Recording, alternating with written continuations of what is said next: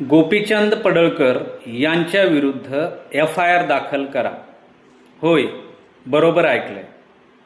जय मल्हार, जय शिवराय, जय भीम, जय लहूजी आणि माझ्या सर्व समाज बांधव. अंजनगाव प्रकरणामध्ये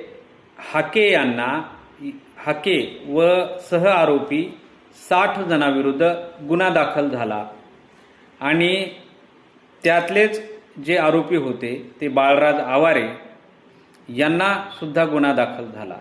परंतु या सर्व जे प्रक्षोभक किंवा माथे भडकवणारे जे वक्तव्य करणारे लोक होते आणि त्यातील मुख्य आरोपी म्हणायला हरकत नाही ते म्हणजे गोपीचंद पडळकर. बाळराजे आवारे यांच्यावरती सुद्धा गुन्हा दाखल व्हायला पाहिजे होता. तो पोलीस प्रशासनाने केला.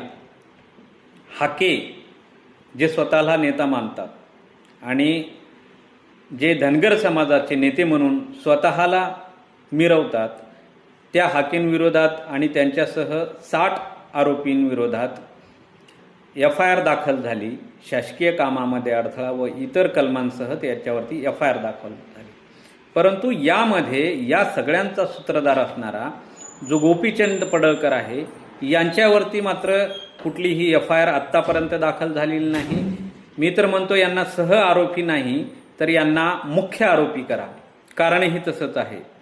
कारण असं आहे की यांनी मीडियासमोर म्हणलेलं होतं की तो पुतळा माझ्या हातात द्या, मी पुतळा स्थापन करतो. आणि मग काही भडकाऊ सुद्धा वक्तव्य त्यांनी मीडियाच्या समोर केलेलं होतं. हे आपण सगळ्यांनी ऐकलं. या भडकाऊ जे बोलणाऱ्या पडळकरांना कायदा वेगळा आहे का? या केसमध्ये बाळराजे आवारेवरती गुन्हा दाखल झाला आणि ते व्हायलाही पाहिजे होता. मग तो कुठल्याही समाजाचा असो, धर्माचा असो. आरोपी हा आरोपीच असतो आणि आरोपीवरती कायद्याने गुन्हा दाखल व्हायला पाहिजे, कायदेशीर अटक झाली पाहिजे आणि कायदेशीर जी कलमं आहेत त्या कलमाअंतर्गत त्यांच्यावरती योग्य ती शिक्षा पण झाली पाहिजे. असंच आहे हाकेंना सुद्धा. कारण कायदा हा सर्वांसाठी सारखा आहे.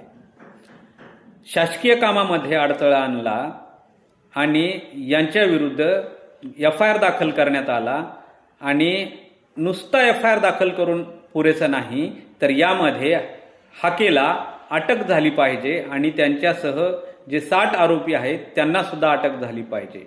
आणि याचा मुख्य सूत्रधार गोपीचंद पडळकर यांनी समाजा